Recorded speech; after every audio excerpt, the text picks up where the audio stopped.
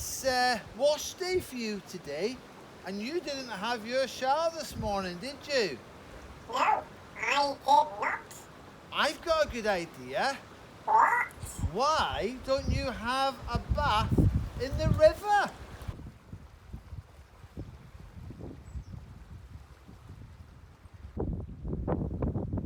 It's far too dirty for me. It's too dirty for you?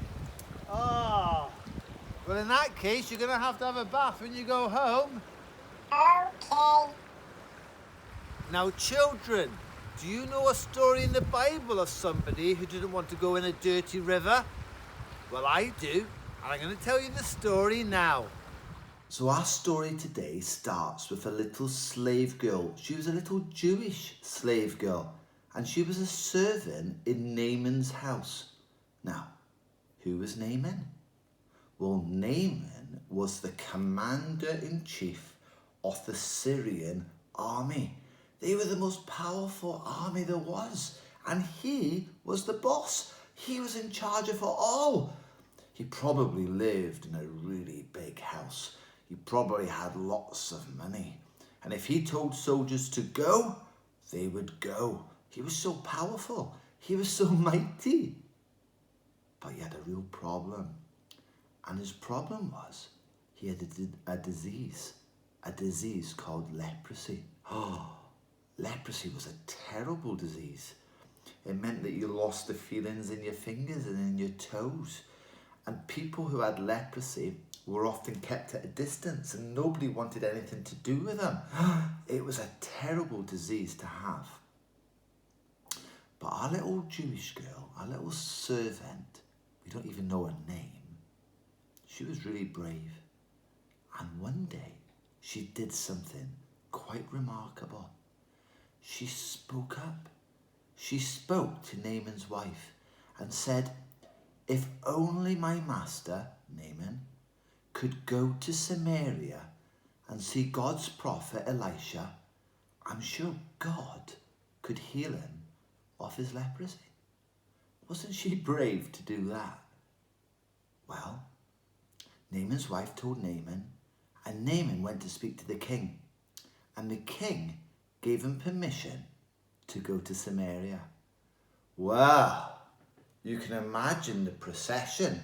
There would be Naaman and lots of servants, and they would all be on horses. And Naaman packed lots of gold and silver and presents to give to Elisha. And off they went. And when they arrived in Samaria, I would imagine people would have come out of their houses and they would have gone, "Oh, look who it is. It's Naaman, the powerful commander of the Syrian armies. Why is he coming to Samaria?" Everybody would have been out watching him as he went down the street. And then he would have got off his horse just outside Elisha's house. Well, he would have expected Elisha to come out and to welcome him and to give him a big sort of like, "Way, Naaman's here." But the door never opened. So Naaman had to go up to the door and knock on the door. And he would have expected Elisha to come out. But Elisha never came. Instead, Elisha sent his servant. And his servant opened the door and said this: "If you want to be cleansed of your leprosy, if you want to be healed, then what you have to do is this. You have to go down to the Jordan River and dip in it 7 times. And if you do that, you'll be clean. Your leprosy will go away." Now Naaman was furious. He was furious for a couple of reasons. The first reason was he was quite proud. And he thought to himself, that Elisha, prophet, he could even be bothered to come and speak to me himself. I'm not happy about that. But then he said, I'm not going to go and dip myself in that horrible, dirty, muddy Jordan River. If that's what I had to do, I could have done that back in my lovely rivers in Syria. I'm not prepared to go into that horrible, dirty, muddy river. But then one of his servants, who was quite wise, came up to him and said, "Master, if Elisha had asked you to do something really difficult, if he'd asked you to do something very heroic, would you have done it?" "Well, of course I would have." Well, he said he's asking you to do something really simple. He's asking you to do something really easy. Ah, you're right, said Naaman. I will do it. So Naaman went down into the horrible, dirty, muddy Jordan River. And he went in and he went underneath the water for the first time. And he came up and he looked at his arms and he was still covered in leprosy. So he went down for the second time, and the third time, and the fourth time, and the fifth time, and the sixth time. And he came up and he looked at his arms and he was still full of leprosy. Oh, then he remembered, I've got to do it 7 times. So he went down for the 7th time. And when he came up, he looked at his arms. Oh, and he looked at his other arm. Oh, and he looked at his hands. Oh, he couldn't believe his eyes. The leprosy had gone. He looked at his body and his legs. And he was completely free of the leprosy. Oh, he was so happy. He couldn't wait to get out of the river. He got out of the river. He said, let's go back to Elisha. And he went back to Elisha's house and he tried to give Elisha lots of presents, lots of gifts, gold and silver and precious stones to say thank you. But Elisha, he wouldn't take any of it. And then Naaman turned around, he got on his horse. And as he was going back to Syria, he was thinking to himself, the God of Elisha, the God of Israel, he is the true God. He is the living God. And he is the one who has made me clean. And he praised God. Now, children, wasn't that a great story? Now, there are 2 really important lessons that we can learn from today's story, okay?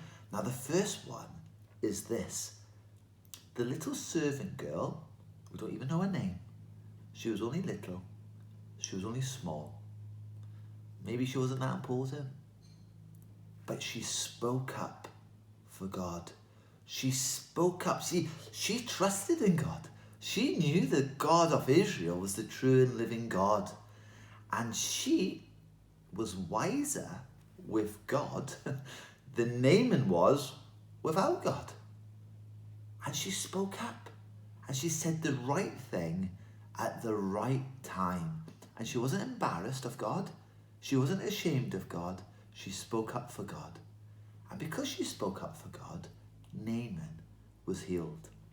Now, there might be sometimes, children, when you've got to speak up for God. Maybe this week. Maybe you meet a friend and you're talking and something comes up about church or something comes up about Jesus.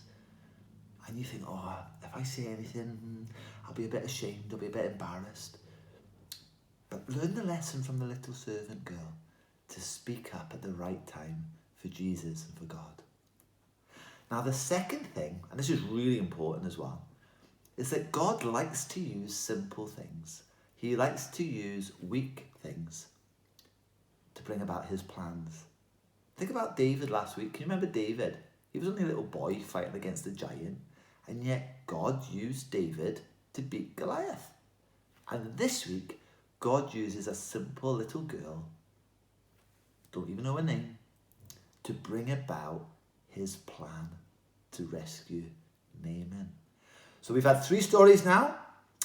Next week, we'll find out about our 4th and final story. So I look forward to seeing you then. Oh, before I go, can you remember the name of that man in the story? Pete, can you help us? What's the name of that man in the story? Do you know the name of the man in today's story? Naaman.